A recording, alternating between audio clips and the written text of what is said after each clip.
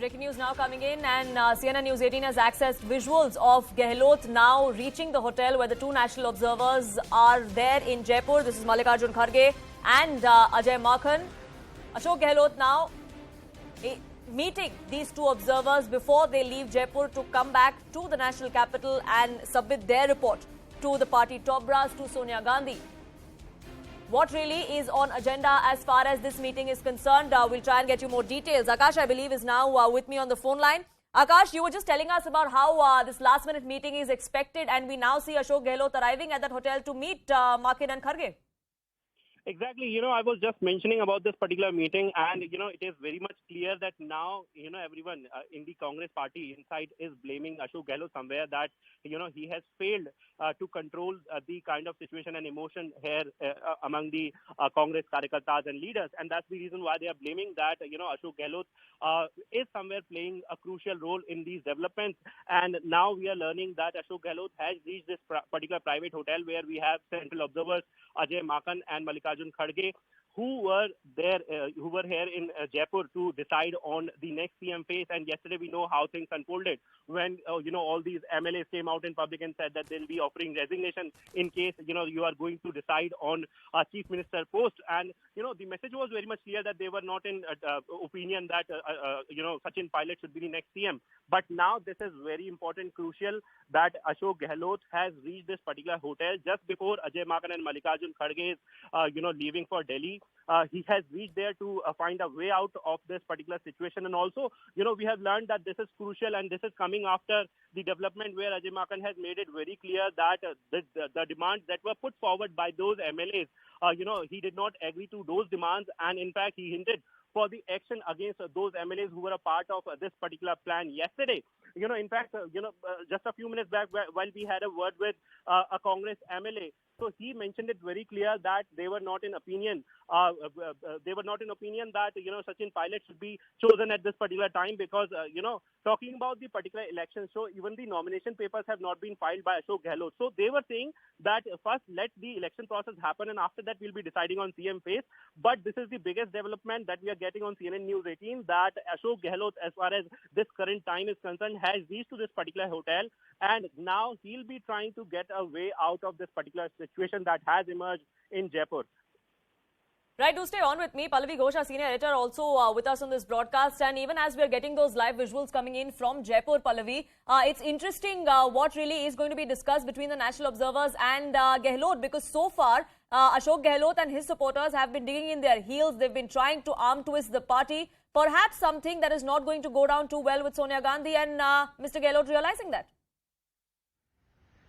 Well, frankly speaking, nothing is going to be decided in the meeting. What is going to be decided over here is right at 10 Janpath, where I think once they land in the national capital, both Mr. Makhan as well as Mallikarjun Kharge and, of course, the organizational in charge, Mr. K.C. Venugopal, are going to be meeting with Mrs. Gandhi. But I think Ajay Makhan's soundbite, his interaction with the media and the strong words he used may be one of the main reasons why this unscheduled meeting has taken place between Ashok Gehlot and the observers and other leaders of Rajasthan Congress as well.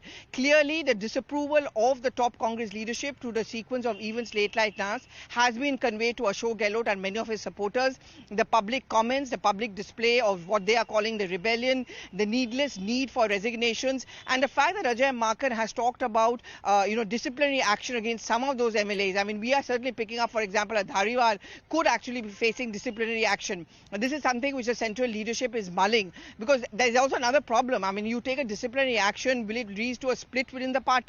Will there be a further rebellion? Those are the factors which the central leadership will have to convey. I think at this point of time, Ashok Gehlot is also meeting with the observers largely to also convey the message that there is no rebellion from his side. At the end of the day, he's going to be doing what the central leadership asked him to do.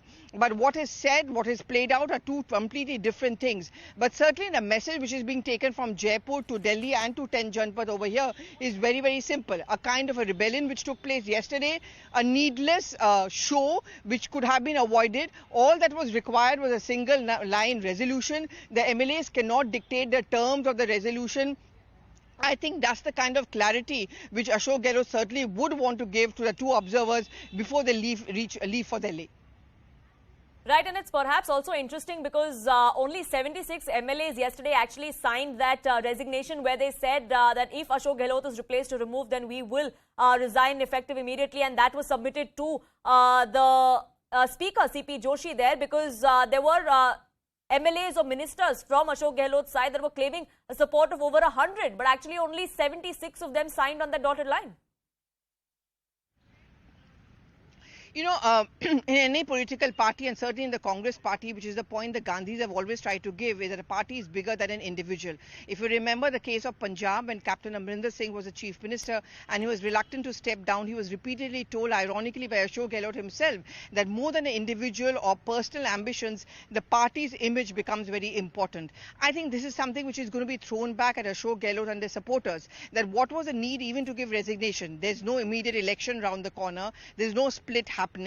There is no grudge which is being borne out. You openly show support for one particular person and given those resignations when the BJP is breathing down their neck. All that the observers had come there for was to talk individually to all the MLAs, get a sense of what they want, and that would have been conveyed over here. And it's a party which is on the threshold of an important organizational elections, and also most importantly, the Bharat Jodo Yatra is going on. Today that Yatra has completely been overshadowed by the sequence of events in Rajasthan. I think that's the messaging which is going to be conveyed to Ashok Gehlot, that what happened yesterday, the resignations, whoever engineered it, whoever gave that idea for, was completely unwarranted, and therefore, in a sense, the individual Ashok Gehlot became more important than the party which probably he would have headed if he becomes the president. Absolutely. Do stay on with me because Akash is getting us the very latest as far as what's happening in ground. And Akash, we do know now that Gehlot is meeting with the two national observers. But we'll try and reconnect as far as Akash and the Gehlot meeting is concerned. But there have been overtures from both sides, Pallavi, isn't it? It's not just Gehlot and his supporters that are flexing their muscle or trying to arm twist the top brass. On the other side, we see posters supporting Sachin Pilot as the chief minister that are cropping up in the Gehlot bastion. There's also talk of Sachin Pilot being in touch with Rahul Gandhi. Well, Jodhpur happens to be the turf of Ashok Gehlot, so it's very interesting and significant that those posters have deliberately come up. Look, it's now going to be a flexing of muscles. It's now going to be both the sides trying to show their strength. We saw it happening earlier also when the so-called rebellion was taking place. In this case also, obviously, Sachin Pilot and his supporters are not going to keep quiet. They are going to make the point that, you know, we have been silent ever since that rebellion was there, and sources close to Sachin Pilot are making the point that when we rebelled, at that point of time, the central leadership had intervened, and after that we've fallen in line. We followed whatever has been the diktat of the party, attending the assembly sessions, criticizing the BJP, following the party line, and in fact Sachin Pilot also being a star campaigner and campaigning for various state elections. At that point of time, he was warned that, you cannot make any statement which is out of line. This time round, why should Ashok Gehlot and his supporters get away? Why should a similar messaging also not be given to them? After all, this is going to be a poll-bound state, a year or so left to go for the next elections. You cannot afford to have this kind of a division within the party, especially since the BJP is very, very gung-ho of coming back to Rajasthan. Because, the leftover